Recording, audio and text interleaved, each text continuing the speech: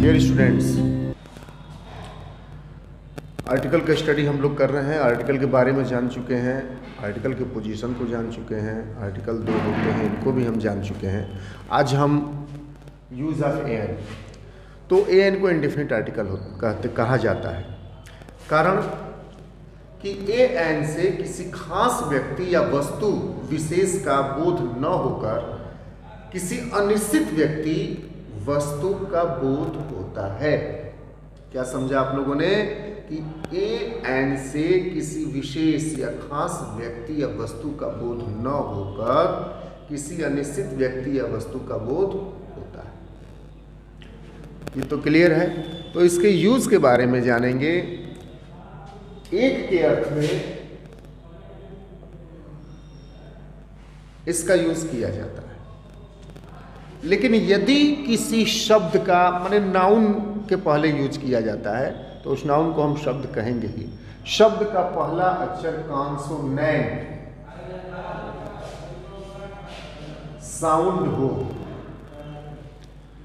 Consonant sound ध्वनि पर विशेष ध्यान देंगे हो तो इसके पहले ए का यूज होगा, और यदि वॉवेल साउंड हो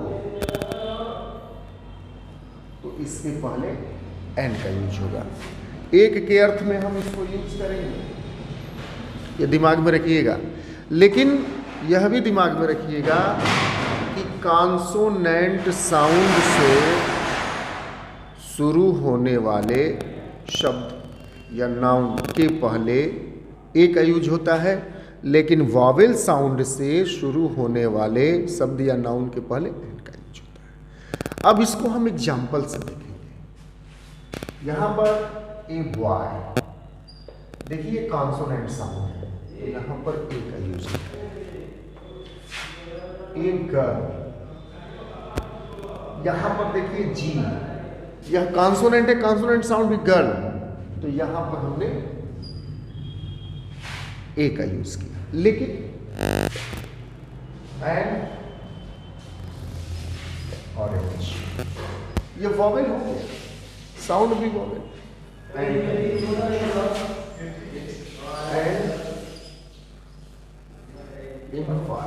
आई वॉवेल है,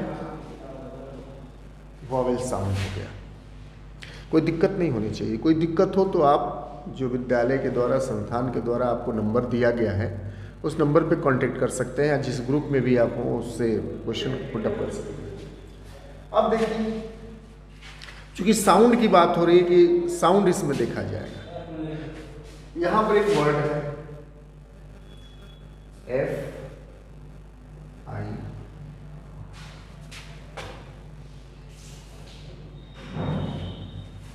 यूनिवर्सिटी,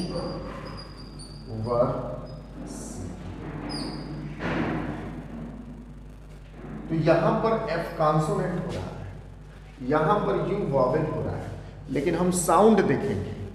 इसका साउंड क्या है, कॉन्सोनेंट साउंड, वॉवेल साउंड, क्या चल रहा है। यहां पर एक दो हम और एग्जाम्पल और एक दो और वर्ड्स देखेंगे, उस वर्ड्स जो वॉवेल साउंड या कॉन्सोनेंट साउंड से शुरू होते हैं, और उसके अनुसार हम जानेंगे। जैसे ऑनेस्ट, एच देखिए, एम ए, यहां इसको देखिए। अब यहां पर आपसे कहा जाए इंडेफिनिट आर्टिकल ए और एन से आपको यूज करना है, तो ऊपर तो स्पष्ट बतला दिया गया कि वॉवेल से शुरू हुआ या कॉन्सोनेंट से शुरू हुआ। वॉवेल से शुरू हुआ, आपने एन का यूज कर दिया। कॉन्सोनेंट से शुरू हुआ, ए का यूज किया। लेकिन साउंड ये दिखा रहे हैं, एफ कॉन्सोनेंट होते हुए भी इसका sound F. University, you vowel है लेकिन कॉन्सोनेंट का साउंड दे रहा है, तो यहां हो जाएगा एन। यहां हो जाएगा ए। अब यह एच कॉन्सोनेंट है, ऑनेस्ट अब वॉवेल साउंड हो जा रहा है, एंड ऑनेस्ट हो जाएगा। यह हो जाएगा M I M M. It likely हम जानते हैं कि एम जो है कॉन्सोनेंट है, लेकिन इसका साउंड क्या हो रहा है, तो साउंड के आधार पर हम यहां यूज करेंगे एन एम आई। तो वॉवेल साउंड और कॉन्सोनेंट साउंड को विशेष ध्यान रखते हुए आप ए और एन का यूज करेंगे। अब यहां पर याद रखिएगा, रेट यानी दर, नाप तौल, गति सूचक वर्ड, तो दर यानी जिसको कीमत आप कहते हैं, नाप तौल यानी ये जितने भी शब्द आपको दिए रहेंगे, जैसे राइस जिसको आप राइस चावल कहते हैं, सेल्स 8 रुपीज 1 किलो, क्योंकि रेट यानी दर, नाप तौल, गति सूचक शब्द जितने भी आएंगे उसके पहले आपको ए या एन लगाने हैं। अब कुछ ऐसे गिनती सूचक शब्द होते हैं जिनसे पहले इंडेफिनिट आर्टिकल लगता है, जैसे कपल हो गया तो ए कपल,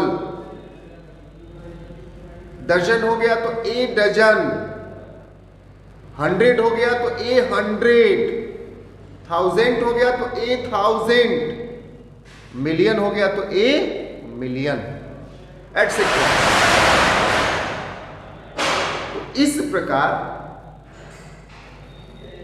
ए और एन का यूज होगा। कहीं यदि आपको कोई दिक्कत हो रही है तो आप नंबरों से संपर्क कर सकते हैं। सबसे महत्वपूर्ण चीज, लॉकडाउन चल रहा है, इसका पूर्णतः पालन होना चाहिए। घरों में रहिए, सुरक्षित रहिए अपने परिजनों के साथ और निरंतर पढ़ाई करते रहिए। बाय द वे किसी कार्य से बाहर निकलना हो तो सोशल डिस्टेंस का ख्याल रखना है, किसी से घुलिए मिलिए मत, सोशल डिस्टेंस का ख्याल रखिए। फिर घर में जाइए, अपने बॉडी को सफाई कीजिए, सैनिटाइजेशन होना चाहिए, हाथ को सैनिटाइज कीजिए, अपने आसपास भी वातावरण साफ स्वच्छ रखिए, पढ़ाई को निरंतर जारी रखिए। जहां कोई दिक्कत हो, जो नंबर आपको उपलब्ध कराया गया उस पर संपर्क करें। घर रहें, सुरक्षित रहें, पढ़ाई करते रहें। धन्यवाद।